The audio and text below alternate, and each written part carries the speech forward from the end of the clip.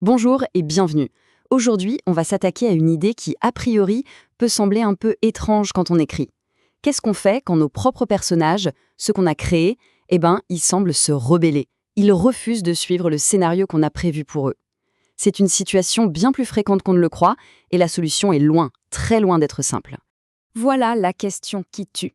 Imaginez, on a une intrigue, un plan parfait, mais le protagoniste refuse de coopérer. Il ou elle veut prendre une autre direction. Alors est-ce que ça veut dire qu'on s'est planté quelque part, ou est-ce que c'est le signe de quelque chose de bien plus intéressant? C'est ce qu'on va découvrir ensemble. Alors voilà ce qu'on va parcourir ensemble. D'abord, on va définir ce que c'est un personnage vivant. Ensuite, on analysera la confrontation qui en découle presque forcément, avant de redéfinir le rôle de l'écrivain. Puis, on explorera cet art subtil qu'est la persuasion, pour enfin voir comment tout ça peut littéralement transformer une histoire. Allez, on attaque avec le concept de base. Pour qu'une histoire fonctionne, pour qu'elle soit crédible, il faut accepter que ces personnages ne sont pas de simples marionnettes. Ils ont en quelque sorte leur propre vie. Et cette phrase-là, elle est hyper importante. Ce n'est pas juste une jolie métaphore, non, non. C'est un vrai changement de mentalité qui est essentiel pour l'écrivain. Dès l'instant où il est posé sur la page, le personnage existe, il respire et il vit selon ses propres règles. Bon, pour que ce soit bien clair, une personnalité indépendante, ça veut dire que le personnage a une cohérence qui lui est propre. C'est un peu comme si chaque personnage avait sa propre boussole interne, son propre code de conduite.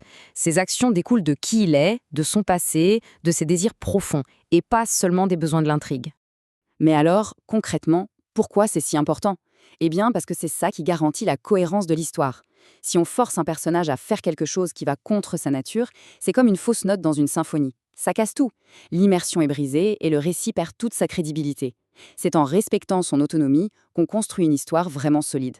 Bon, si on suit cette logique, il y a une conséquence assez évidente. Si un personnage est vraiment vivant, vraiment indépendant, alors un conflit avec son créateur n'est pas seulement possible, c'est une étape presque inévitable du processus. Et il faut s'y attendre, hein. À plusieurs moments, le personnage va se dresser contre les plans prévus.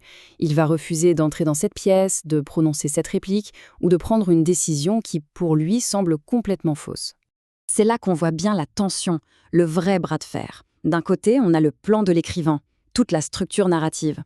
De l'autre, la volonté du personnage, ce qu'il ferait de manière authentique, lui. Le vrai drame, parfois, il ne se joue pas dans l'histoire, mais bien là, à l'intersection de ces deux forces. Et là, attention, c'est le point clé de toute cette réflexion. Et si ce conflit, ce n'était pas un problème à résoudre? Et si en fait c'était une excellente nouvelle, le signe qu'on a bien fait son travail? Ça veut juste dire que le personnage est si bien construit qu'il a acquis sa propre voix, sa propre logique. C'est la marque d'un personnage vraiment puissant. Ok, super, mais concrètement, on fait quoi? Comment on gère ce conflit de manière productive? Eh bien, ça demande un changement total dans la manière dont l'écrivain perçoit son propre rôle. La première réaction, ce serait de taper du poing sur la table, hein. L'approche autoritaire, tu vas faire ça parce que c'est moi qui l'ai écrit. Sauf que ça ne marche pas. C'est une impasse, ça brise le personnage, ça le rend incohérent, et pour le public, ça sonne complètement faux. On ne peut pas imposer sa volonté sans, au final, casser son propre jouet. Le vrai changement, il est là. Il faut passer du rôle de dictateur, qui impose l'intrigue de force, à celui de collaborateur. L'écrivain doit, en quelque sorte, entrer mentalement dans son histoire pour discuter, pour négocier avec sa création et trouver un chemin qui fonctionne pour les deux. Et cette idée de négociation, ça nous amène pile au cœur de notre sujet. La technique ultime pour résoudre ce conflit de manière élégante et surtout efficace. C'est l'art de la persuasion. La solution, elle sonne simple, mais attention, elle est pleine de subtilité.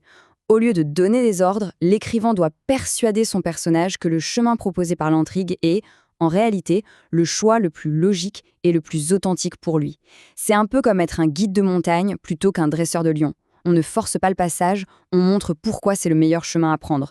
Par contre, attention, il y a une condition sine qua non, un prérequis absolument essentiel pour que ça marche. Pour pouvoir persuader quelqu'un, il faut le connaître sur le bout des doigts. L'écrivain doit connaître les peurs, les désirs, les failles, les motivations cachées de son personnage mieux que personne d'autre.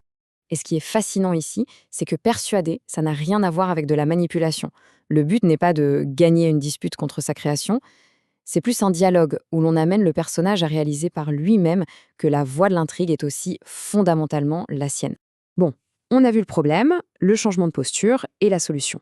Mais à la fin, quel est le bénéfice concret de toute cette démarche? Pourquoi se donner tout ce mal finalement?